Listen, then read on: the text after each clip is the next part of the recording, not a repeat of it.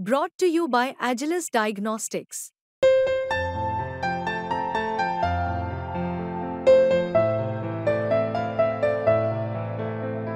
Agilus Diagnostics. Last, sir. No, please. I will give you one more chance again. Darishil Maneji, please. धन्यवाद अध्यक्ष महोदय। अभी बिहार बोला, उसके बाद महाराष्ट्र का मौका आया है और बजट में आपका मैं अभिनंदन करना चाहूँगा, वित्त मंत्री जी का अभिनंदन करना चाहूँगा कि उन्होंने सारे राष्ट्र को आगे ले जाने का, एक समूचा राष्ट्र बनाने का स्वप्न देखा और उसे साकार करने के लिए इस ऐतिहासिक बजट को आपके सामने मद्देनजर रखा है।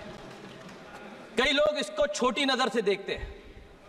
बिहार को इतना मिला, आंध्र को इतना मिला।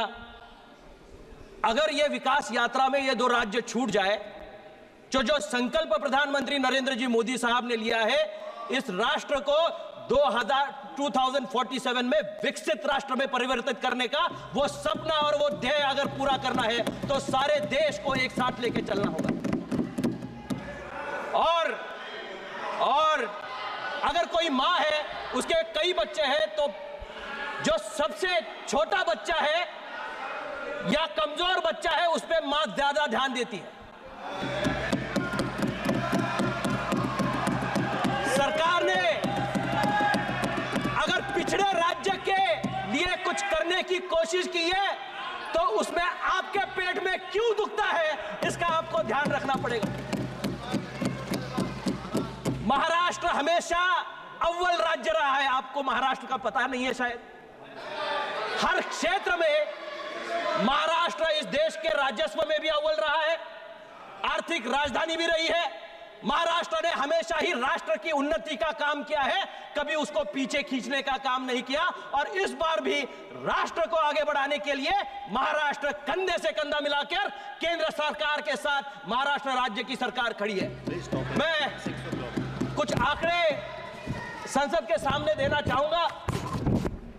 सिर्फ बजट पे आप ध्यान दे रहे हैं, बजट से पूर्व क्या मिला है महाराष्ट्र राज्य को, उसकी तरफ आपका ध्यान आकर्षित करना चाहूंगा।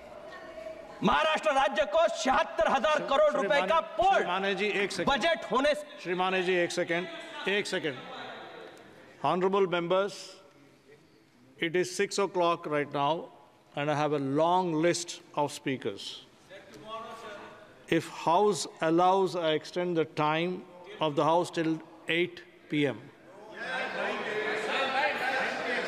Thank you very much. Please continue, Mr. Mane. सारे कंसेंसस के साथ वापस सभागृह 8 बजे तक चलने वाला है। बजट पे चर्चा करने वाले में बहुत नए सांसद हैं जिन्होंने पहली बार संसद में पैर रखा है। मैं उन सभी का अभिनंदन भी करना चाहूंगा कि आप एक सबसे बड़े लोकतंत्र का हिस्सा इस माध्यम से बने हो। मैं अपनी क्षेत्र की जनता का भी आभार प्रकट करना चाहूंगा कि उन्होंने दूसरी बार यह मौका दिया है कि उनकी बात मैं यहां संसद में रख पाऊं। लेकिन सर, एक खेद भी है, मैं पहली बार जब संसद में चुन के आया था, एक क्वालिटी एटमॉस्फेयर था। आज विपक्ष के वरिष्ठ नेता जिस तरह से वर्तन ये सभागृह में कर रहे हैं, जिस तरह से बात रख रहे हैं, उस ओर से आके यहां बैठने की कोशिश कर रहे हैं। यहां आके बैठने के लिए जनता से चुन के आना पड़ता है, ऐसे ही आके ट्रेजरी बेंच में नहीं बैठ सकते। लेकिन यह दुर्भाग्यपूर्ण है कि इस डेकोरम को मेंटेन करने के लिए वरिष्ठ नेताओं को भी सोचना पड़ेगा कि क्या उदाहरण आप यहां संसद में रख रहे हो। निश्चित रूप से I am not yielding at all, I am not yielding. ये संसद सभी की है, अपनी बात रखने का आपको भी मौका मिलेगा, आप जरूर अपनी बात रखिए। Shri Mane ji, please address the chair. I would like to address the chair sir, लेकिन वहां से जो आवाज आती है ये कान से निकल नहीं पाती। Kindly address the chair. निश्चित रूप से सर, देश के इस सर्वोच्च सभागृह में आते वक्त हम सभी की यह जिम्मेवारी बनती है कि हमारे राष्ट्र को सब मिलके, विपक्ष हो या सत्ता पक्ष हो, एक साथ मिलके आगे चल के इसको आगे बढ़ाए। मैं कुछ चीजें बोलना चाह रहा था, उसमें 76,000 करोड़ रुपए का बजट में उसका प्रोविजन नहीं, उससे पहले ही महाराष्ट्र को केंद्र शासन ने उसमें दिया हुआ है।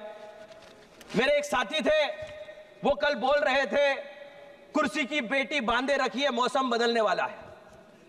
मैं उनको कहना चाहूंगा, रामविलास पासवान जी संसद के सदस्य हुआ करते थे, उनकी पार्टी आज सत्ता पक्ष के साथ है, उनको देश का राजनीति का मौसम वैज्ञानिक कहा जाता था।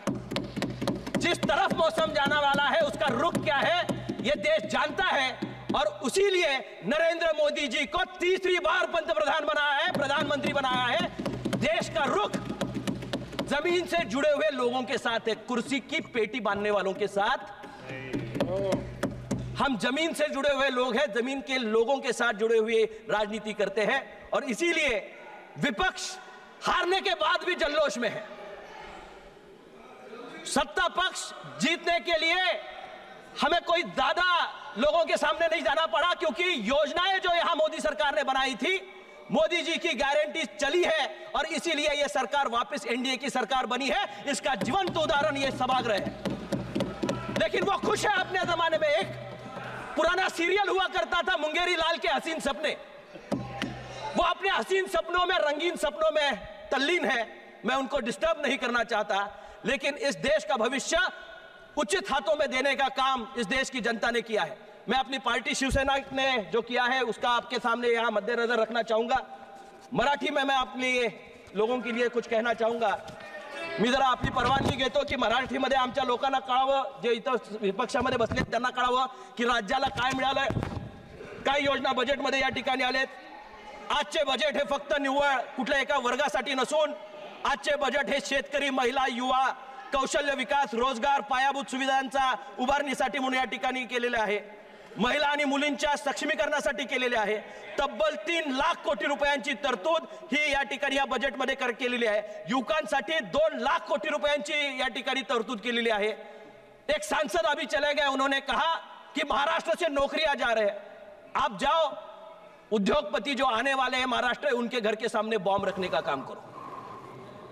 कैसे आएंगे उद्योग आपके महाराष्ट्र में?